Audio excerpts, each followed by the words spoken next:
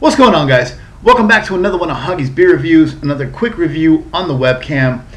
Just really wanted to sneak this one in because this beer, I've had it, I've tried it. You know, I bought a 12 pack and I had it, and it's not the greatest. It's hard to say. This is the Newcastle Winter IPA. I didn't really know what to expect when I had it, and then I had it, and while it wasn't bad, I'm not saying it's a bad beer at all, I have kind of mixed feelings about it, so I wanted to just sneak in a quick review. This is actually the last beer of the 12 pack. I cracked open the first one on camera and tried to do a review, but I did it outside, and sometimes when you're doing videos outside, the neighborhood does not play nice, so I had to kind of scrap that, and now I'm finally getting around to knocking out a review for the Newcastle Winter IPA, winter seasonal limited release. Matter of fact, you can see on the cap, it's a Newcastle cap, but it says right here, limited edition. It says, brilliant British ale, alcohol, 5.2% by volume, from the one and only Newcastle. Should I read all this? No, you know what, it's a paragraph, and this is a quick review. I'm not going to read all that, but there's a paragraph back there. Again, it's an IPA, regardless of the fact that it's a winter seasonal. It is an IPA, but it is an English style IPA. For those of you who are used to drinking American style IPAs, along the lines of the Sierra Nevada Torpedo, Dogfish 60 Minute, Bell's Two Hearted, Cigar City High Ally, and all those IPAs coming out of California, if that's what you're used to, this and any other English IPA is not going to be your cup of tea, because English IPAs are not as hoppy as their American variants. So, punching it up on Beer Advocate real quick. The Newcastle Winter IPA, availability winter seasonal, yes.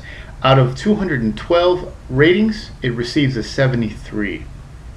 The Bros, I should note that the Bros gave it an 83, and I'm assuming because for the style it is not bad.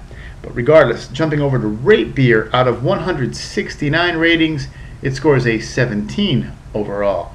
Once again, 5.2% alcohol by volume, categorized as a, Rate Beer says it's a premium bitter or extra special bitter. Beer Advocate calls it a English India Pale Ale. So there's that. The way I see it, if it says IPA, I consider it an IPA, but there is an American and a British IPA. So no more talkie. We open this thing up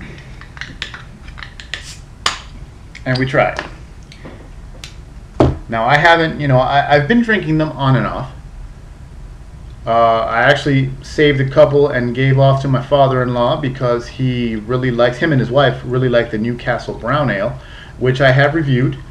I actually was sent a keg can of the Newcastle Brown Ale, and I did that video close to 2 years ago now. And for what it is, I like the Newcastle Brown. So when I saw the Newcastle IPA at a good price in my local supermarket, I had to grab it.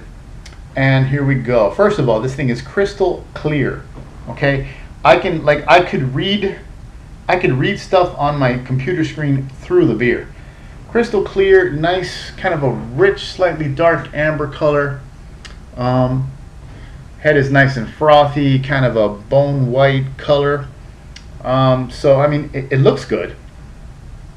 And I do like English pales. Stuff like Old Speckled Hen, especially on tap. I love that. That's why I broke out the British Nonic glass.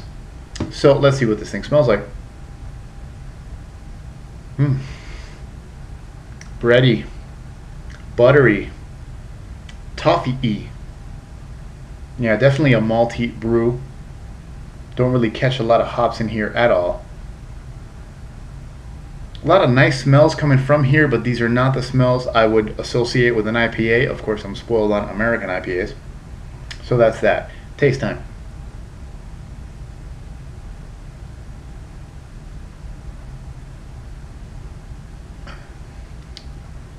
Little bit of hot bitterness up front. I will say that.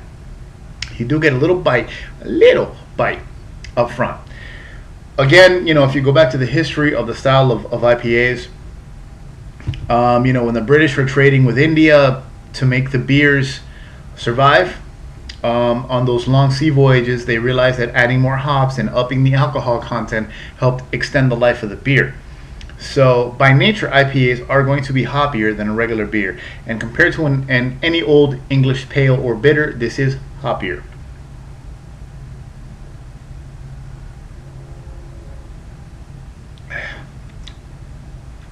The body is medium leaning towards light, but basically medium, and you get toffee.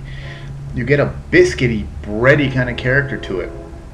It's not necessarily caramel, it's kind of a biscuity, toffee-y, kind of bready malt character, which is tasty, enjoyable, but not a lot of hops, not a lot of sharpness to go with it. And the finish is about the same, a bit on the dry side.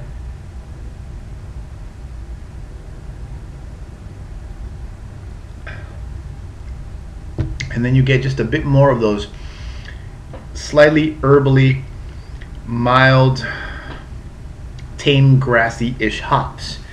So, I mean, there's flavor there. It's not a bad beer. It's not a bad brew. It's definitely a step up in the flavor department and in the bitterness department from the regular Newcastle. But if you're an IPA fan like I am, excuse me, if you're an IPA fan like I am, and you try this beer, it's a bit of a disappointment. It's still sweeter than most. Again, a lot of biscuit, a lot of toffee, really buttery kind of malt character. Not a hop bomb whatsoever. Just slightly hoppier than your standard British ales.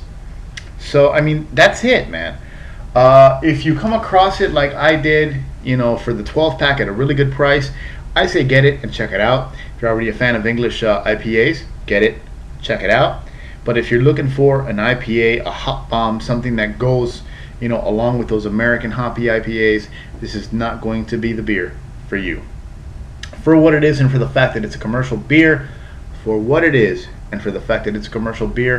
actually this is a pretty good rating. I'd give this a very strong glass full. I'm sorry, a very strong glass half full, approaching glass full for what it is. As far as IPAs go, it's not that great. So I'll leave it at that, and let me get the hell out of here before I run long on the quick review. Remember, Hoggie's Beer on Google+, Facebook, Twitter, and everything else, and huggiesbeer.com coming soon. Thanks for watching, guys. Stay tuned for the next one. Cheers.